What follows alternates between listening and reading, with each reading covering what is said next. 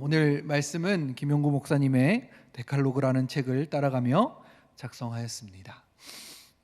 요즘 새벽 기도 시간에 요한계시록을 함께 보고 있는데요, 하늘의 문을 열고 그 안에 광경을 보여주시는 장면이 나옵니다. 4장 그리고 5장에 나오는데요, 보좌에 앉으신 이가 손에 두루마리를 들고 계신 모습과 또 죽임당하신 어린 양이 등장하는데, 이 보좌에 앉으신 이는 성부 하나님이시고 죽임당하신 어린 양은 예수 그리스도를 이야기하는 것입니다. 그분께 이곳을 주목하여 주십시오. 찬양이 꺼지지 않고 불타오르며 계속되고 있으니 우리를 보시옵소서. 그렇게 요청하는 찬양이 있습니다. 주님을 기다리고 주님 앞에 드리는 이 기도의 향기가 하늘에 닿는다는 것이, 그 어린 양 앞에 우리가 기도하며 경배하며 엎드리오니 이곳 가운데 임재하여 주시도록 고백하는 찬양인데요, 이 찬양을 함께 마음을 다하여서, 힘을 다하여서, 뜻을 다하여서 함께 고백하면 좋겠습니다. 임재 찬양입니다.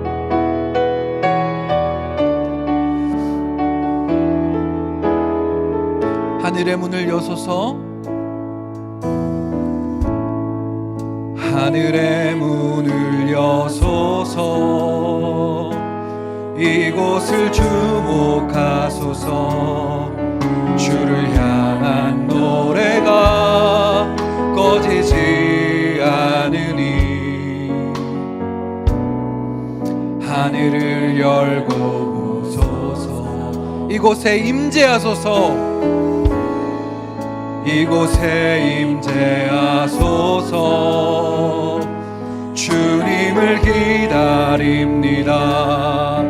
기도의 향기가 하늘에 닿으니 주여 임재하여 주소서. 주여 임재하여 주소서. 이곳에 오셔서 이곳에 앉으소서. 이곳에서 드리는 예배를 받으소서. 주님의 이름이, 주님의 이름만이, 오직 주의 이름만 이곳에. 한 번 더 찬양하겠습니다. 하늘의 문을 여소서, 하늘의 문을 여소서. 이곳을 주목하소서.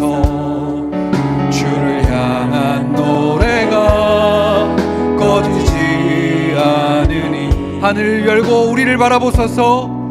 하늘을 열고 보소서. 우리의 전심을 다해서 찬양합시다. 이곳에 임재하소서. 주님을 기다립니다. 기도의 향기가 하늘에 닿으니 주여 임재하여 주소서. 이곳에 오셔서 이곳에 앉으소서. 이곳에서 드리는 예배를 받으소서. 주님의 이름이, 주님의 이름만이, 오직 주의 이름만 이곳에 오셔서, 이곳에 오셔서 이곳에 앉으소서. 이곳에서 드리는 예배를 받으소서. 주님의 이름이, 주님의 이름만이, 오직 주의 이름만 이곳에 있습니다.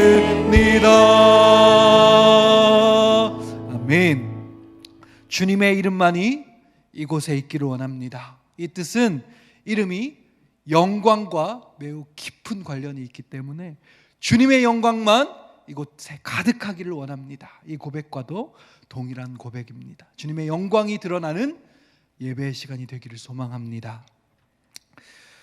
하나님을 예수 그리스도를 알아간다는 것은 끝이 없는 일인 것 같습니다. 특별히 무한하신 그분을 유한한 우리의 지식의 한계로 다 알 수 없는 분이시라는 사실 때문인데요. 그래서 영원한 생명을 우리에게 주시는 것에 대해서도 이렇게 말씀하고 있기도 합니다. 요한복음 17장 3절 말씀입니다. 영생은 곧 유일하신 참 하나님과 그가 보내신 자 예수 그리스도를 아는 것이니라. 영원한 시간을 가지고 참 하나님과 또 그가 보내신 자 예수 그리스도를 알아가는 것만으로도 그 시간이 가득 찬다. 영원한 시간이 가득 찬다 라는 말인 것입니다. 그렇다고 우리가 하나님을 또 예수 그리스도를 알아가는 일을 포기할 수 없습니다. 그렇죠?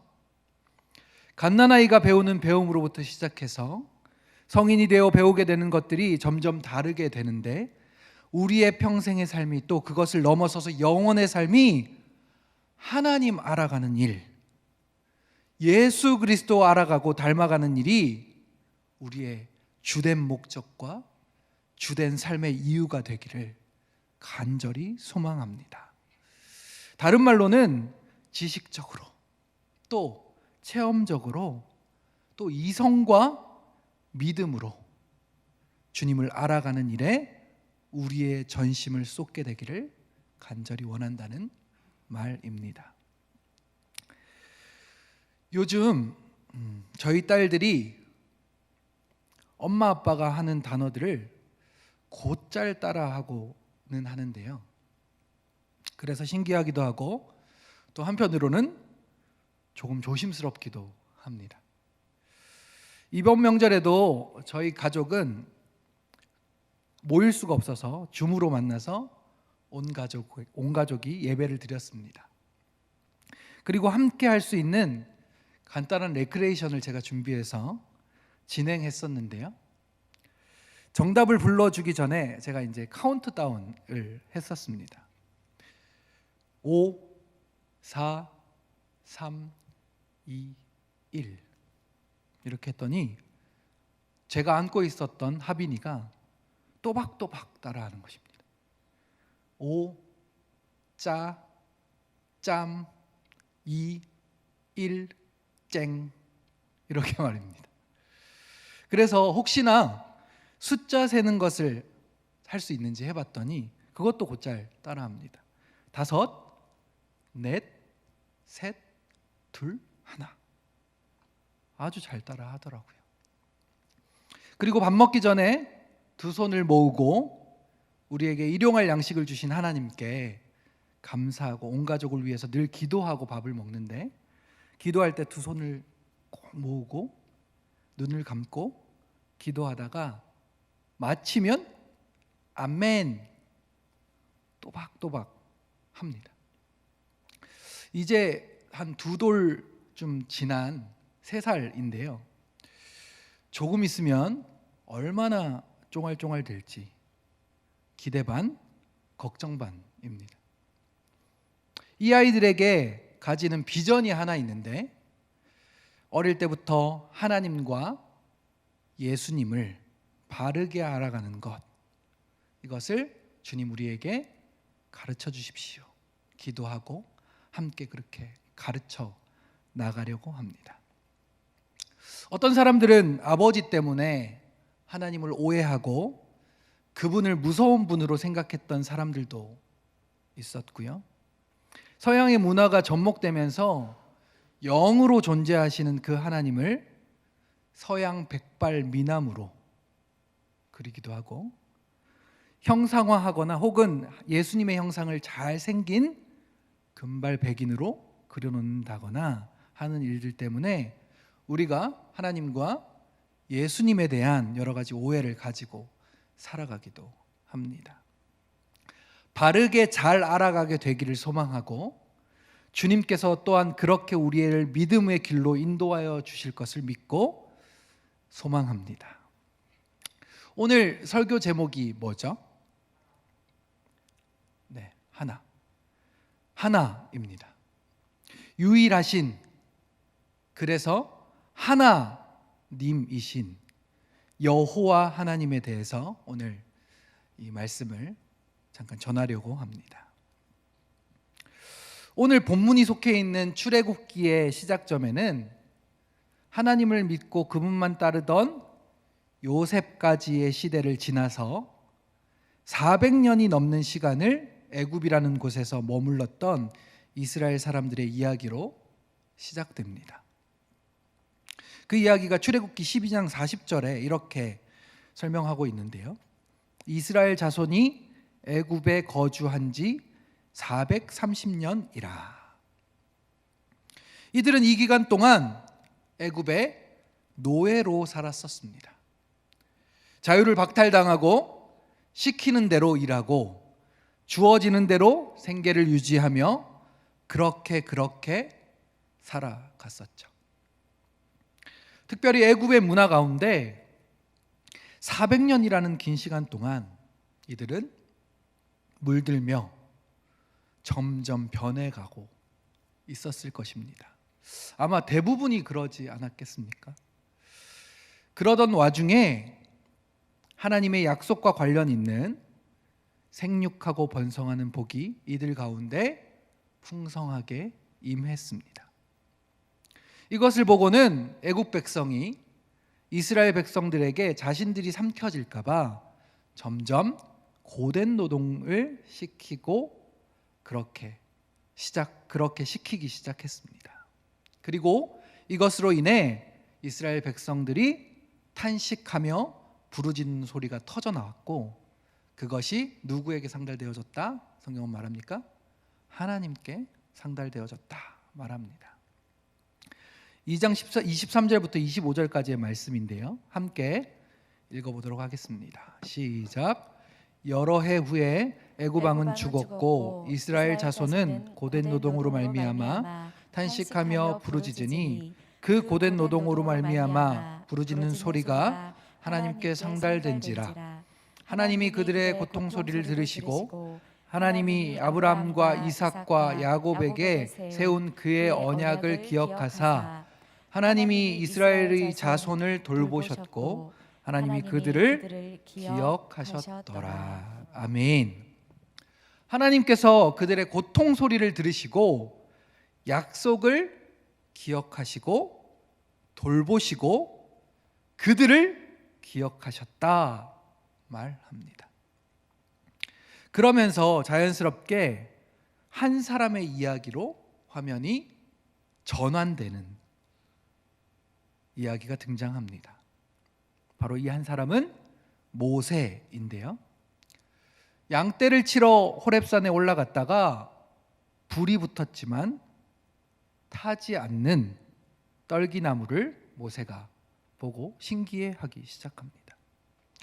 그것이 궁금해서 가까이 갔다가 하나님께서 모세를 부르시는 사건이 발생하게 되죠. 그렇게 하나님과 모세의 만남이 시작되었습니다.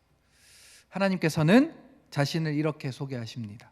나는 내 조상의 하나님이니 아브라함의 하나님, 이삭의 하나님, 야곱의 하나님이니라. 그리고는 애굽에서 이스라엘을 인도하여 내실 계획을 모세에게 말씀하시죠. 그런데 모세가 이렇게 묻습니다. 3장 13절인데요. 모세가 하나님께 아뢰되 내가 이스라엘 자손에게 가서 이르기를 너희의 조상의 하나님이 나를 너희에게 보내셨다 하면 그들이 내게 묻기를 그의 이름이 무엇이냐 하리니 내가 무엇이라고 그들에게 말하리까? 이 질문에 하나님께서는 나는 스스로 있는 자이니라. 스스로 있는 자가 나를 너희에게 보내셨다 하라 라고 말씀하십니다. 하나님께서 하나님 자신을 나타내시고 계시하시는 매우 중요한 장면입니다. 그렇다면 나는 스스로 있는 자다 라는 말이 무슨 뜻일까요? 어떤 의미일까요? 스스로 있는 자. 이 나는 스스로 있는 자이니라 라는 문장의 원어는 예흐예 아쉐르 예흐예입니다. 히브리어로. 이것의 뜻은 몇 가지로 해석이 되기는 하는데 그 중에서 한 가지가 바로 나는 존재하는 자이다 입니다. 나는 존재하는 자이다. 여기서 그는 있다 라는 뜻을 가진 야훼라는 이름이 나오고, 이 야훼라는 라틴어식 표기를 우리말로 옮기면서 여호와라는 이름으로 발음이 달라지게 됩니다. 그래서 우리가 여호와 하나님으로 부르게 되죠. 그렇다면 나는 존재하는 자이다. 그러면 이 뜻은, 이 말의 의미는 무엇이겠습니까? 이것을 좀 설명해 보려고 합니다. 나는 존재하는 자이다 라고 한다는 말은 질문자인 너는 존재하는 자가 아니다 라는 말로 연결되어집니다. 이게 무슨 말일까요? 더 어려워지죠? 예를 들어 너는 누구냐 라고 했을 때 나는 사람이요 라고 사람에게 대답한다면 이 대답은 잘못된 것입니다. 왜죠? 질문자도 동일한 사람이기 때문에 대답의 의미가 사라져 버리는 것이기 때문입니다. 질문을 잘못 파악하고 있다는 것입니다. 그래서 이 질문에서는 질문자와 다른 부분, 구별되는 대답을 해야 하는 것이죠. 예를 들어 너는 누구냐? 라고 했을 때 저는 김은수입니다 라고 한다면 그 질문자가 동명이인이 아니고서는 구분이 되잖아요. 그죠? 그런 대답입니다. 그러니까 하나님과 모세의 대화에서 이 말은 하나님께서 나는 스스로 존재하는 자이다 라는 말은 모세 너는 스스로 존재하지 하는 자가 아니다 라는 말인 것입니다. 스스로 존재하는 자가 아니다 라는 말, 그러면 그것은 무엇입니까? 모세는 스스로 존재하는 자가 아니라 창세기 3장 19절 말씀을 통해서 이렇게 이야기하고 있죠. 너는 흙이니 흙으로 돌아갈 것이니라. 스스로 존재하는 자들로 인해 나온 존재물이다 라는 것입니다. 다른 말로 피조물이다, 지어진 자다 라는 것입니다. 이것은 커다란 차이를 불러오는 답입니다. 스스로 존재하는 자가 없이는 그 어떤 것도 존재할 수 없다는 뜻이기 때문입니다. 기독교 신학에서는 이렇게 이것을 설명하고 있습니다. 모든 존재물이 그로 인해 생겨나고 그 안에서 존재하다가 그 안에서 소멸하는 무한한 바탕이라고 말합니다. 이것도 좀 어려우시죠? 그래서 바울은 좀 쉽게 이렇게 이야기했습니다. 로마서 11장 36절 말씀인데 만물이 주에게서 나오고 주로 말미암고 주에게로 돌아감이라. 아멘. 존재자로 인해 생겨나고 존재자의 바운더리 안에 존재물로 있다가 존재자에게 돌아간다 라고 말하고 있는 것입니다. 또 고린도전서 8장 6절에서는 이렇게 말합니다. 만물이 그로 말미암고 우리도 그로 말미암아 있느니라. 그러니까 우리도 스스로 존재하시는 그분으로 인해 존재물, 피조물이 되었다라고 바울이 말하고 있는 것이죠. 쉽게 이야기하면 여호와께서 계시기에 우리가 있을 수 있다 말하는 것입니다. 스스로 있는 자, 스스로 존재하는 자라고 하나님은 자신을 여호와라는 이름으로 소개하고 있는데요, 이것이 바로 스스로 존재하는 자, 이것이 바로 신입니다. 신. 그 스스로 있는 존재는, 그러니까 신은 처음부터 지금까지, 그리고 영원히 변하지 않으시고 유일하신, 완전하신 분이시다 라고도 설명할 수 있습니다. 이것을 신명기 6장 4절 쉐마의 말씀에서는 이렇게 표현합니다. 우리 하나님 여호와는 오직 유일한 여호와이시니. 스스로 존재하시는 유일한 분이시다, 유일한 신이시다 라고 고백하고 말하고 있는 것이죠.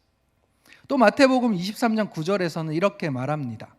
너희의 아버지는 한 분이시니 곧 하늘에 계신 이시니라 라고 초월적인 존재로 하나님을 예수님께서 설명하고 계신 것이죠. 고린도전서, 디모데전서 등에서도 하나님 한 분밖에 없는 줄 아노라, 홀로 하나이신 하나님 등으로 여호와 하나님을 소개하고 설명하고 있습니다. 지금까지 설명한 것을 종합해 보면 이렇습니다. 스스로 존재하시는 그분은, 곧 신은 변하지 않고 완전하시며 유일하신 분이시다 라는 것입니다. 이제 여기서 한 단계 더 발전해 가면 이렇게 이야기할 수 있습니다.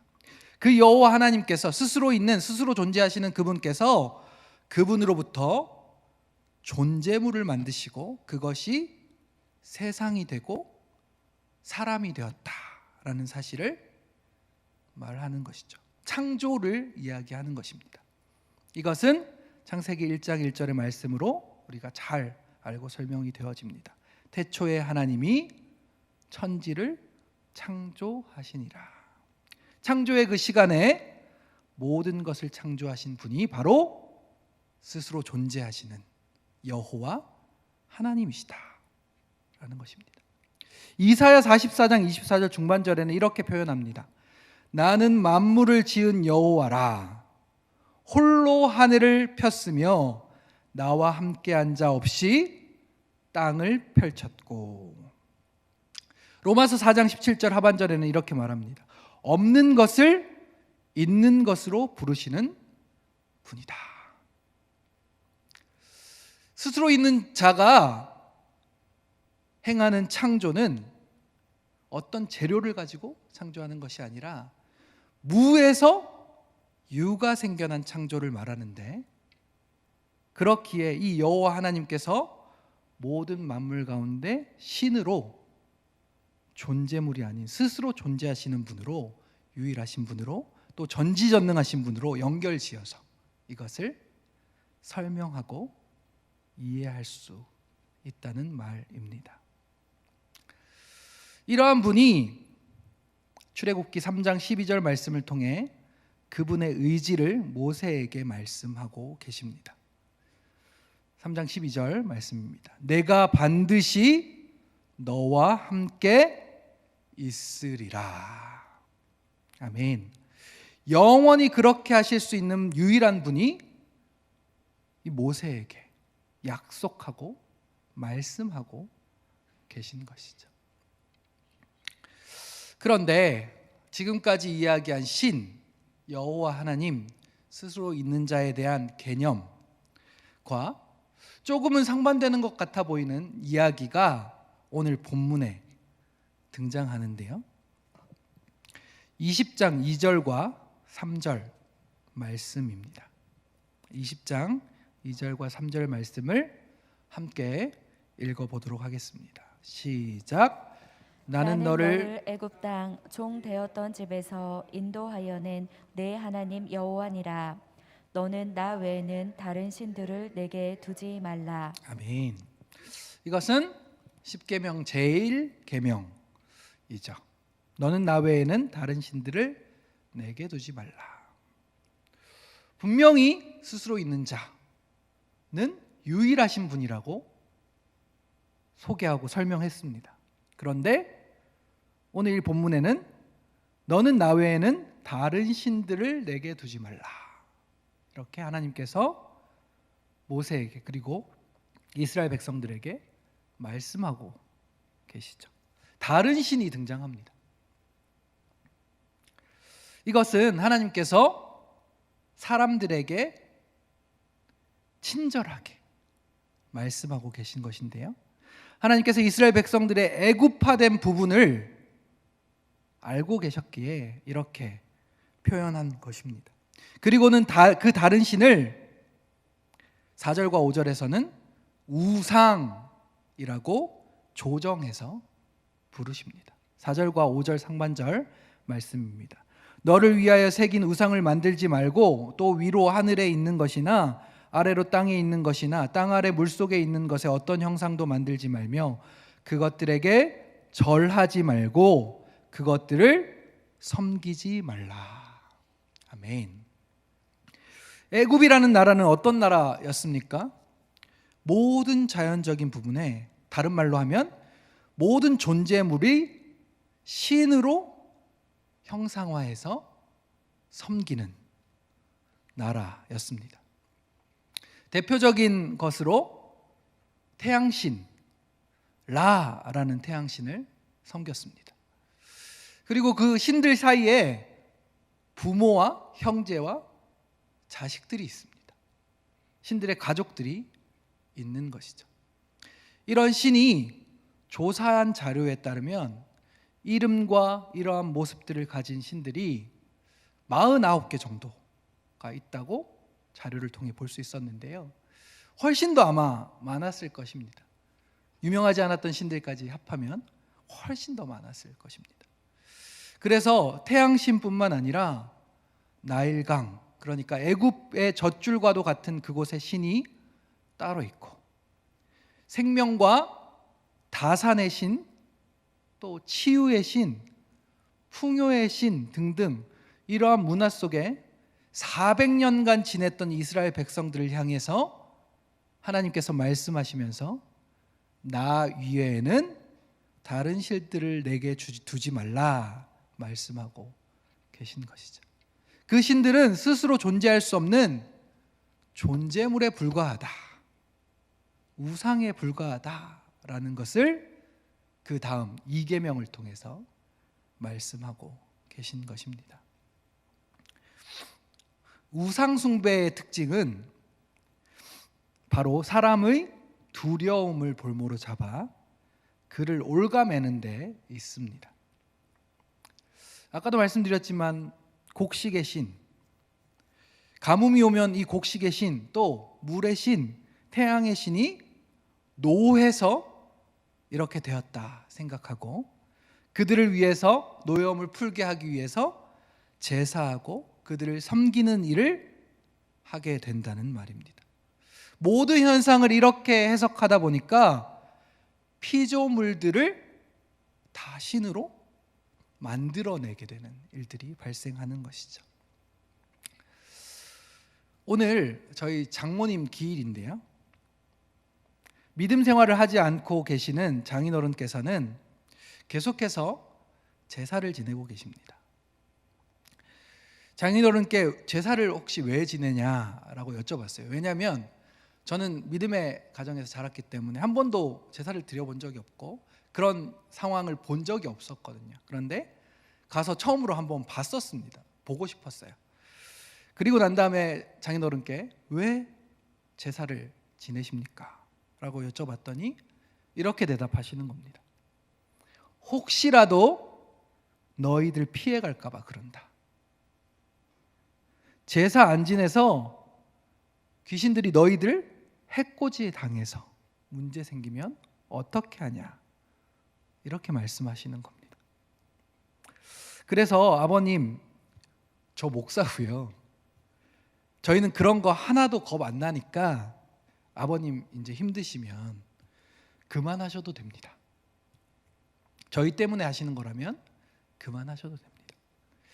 제사 그만하시게 되면 저희가 같이 기일에 모여서 장모님 기억하면서 함께 예배 드리십시다. 이렇게 말씀드렸었습니다. 아직까지는 제사를 지내고 있습니다. 하루속히 예배를 드리는 날이 왔으면 좋겠습니다.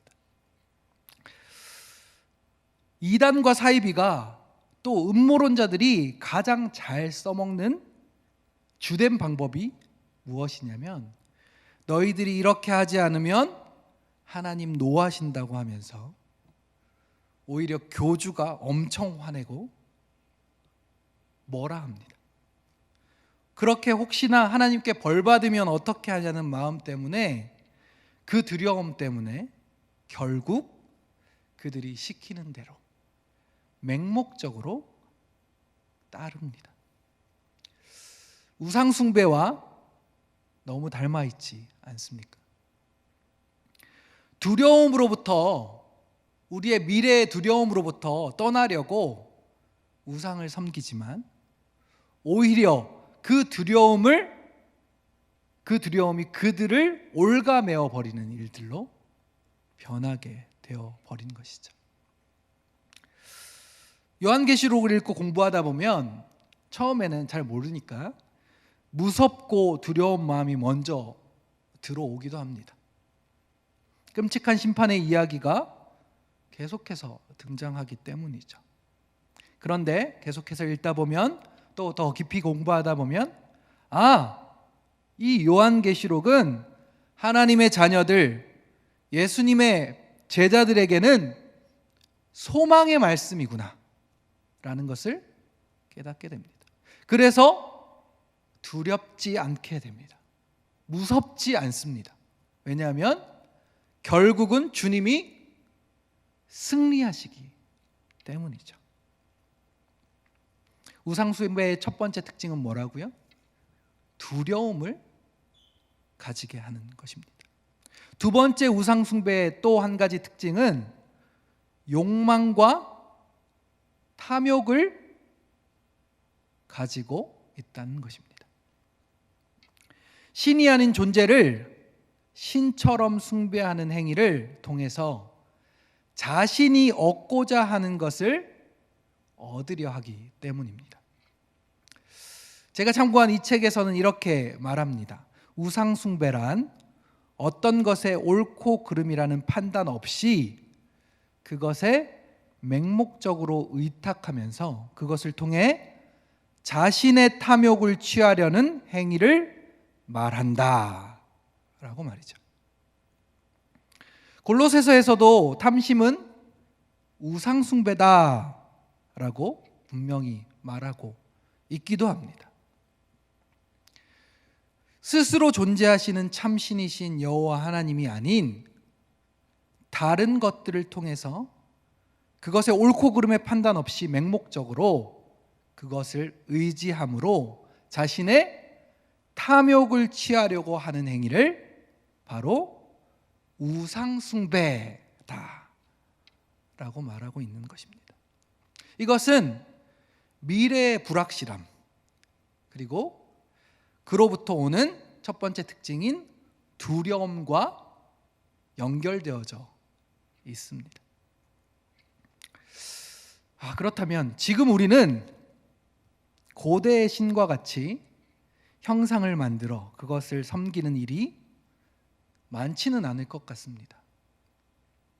그러나 참신이신, 유일하며 스스로 존재하시는 분이신 여호와 하나님 외에 다른 것을 의지하고 다른 것을 그 마음의 중심에 두며 섬기는 일을 통해 옳고 그름과 상관없이 유익을 얻기를 원한다면, 자신의 욕망을 그것을 의지함으로 채우길 원한다면, 그것이 바로 지금 우리에게 우상숭배라고 말하고 있는 것입니다.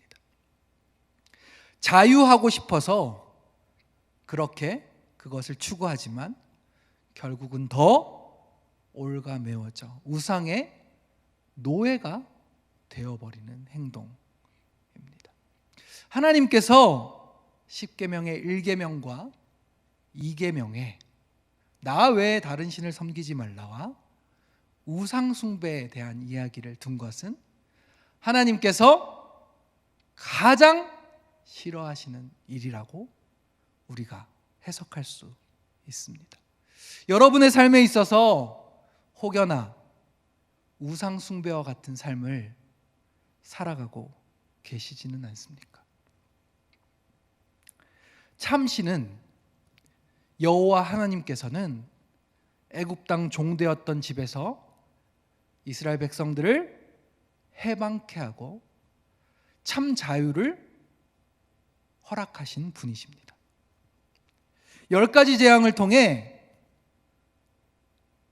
애굽의 피조물들, 존재물들에 불과한 많은 우상들을 우상이라고 거짓신이라고 물리치시고 참 신이신 여호와로 당당히 승리하신 것을 보여주신 장면이 10가지 재앙 사건인 것입니다. 또 이 말씀을 계속해서 듣고 읽고 그렇게 예수님의 제자로 초대교회로 살아가던 사람들이 로마의 압제로부터 영혼의 구원을 약속받고 승리를 약속받는 그러한 분이 바로 우리 여호와 하나님 예수 그리스도이시라는 사실을 우리가 꼭 기억해야 할 것입니다. 이 십계명은 참 신을 통해 참 자유를 얻게 하시기 위한 하나님의 놀라우신 언약이라는 사실을 우리가 기억해야 할 것입니다. 세상의 많은 유혹과 어려움으로부터 계속해서 변하는 것들로부터 스스로 존재하시기에 변하지 않으시고 완전하시고 유일하신 그 여호와 하나님 한 분만 믿고 따르는 모든 믿음의 성도님들이 되시기를 주님의 이름으로 축복합니다.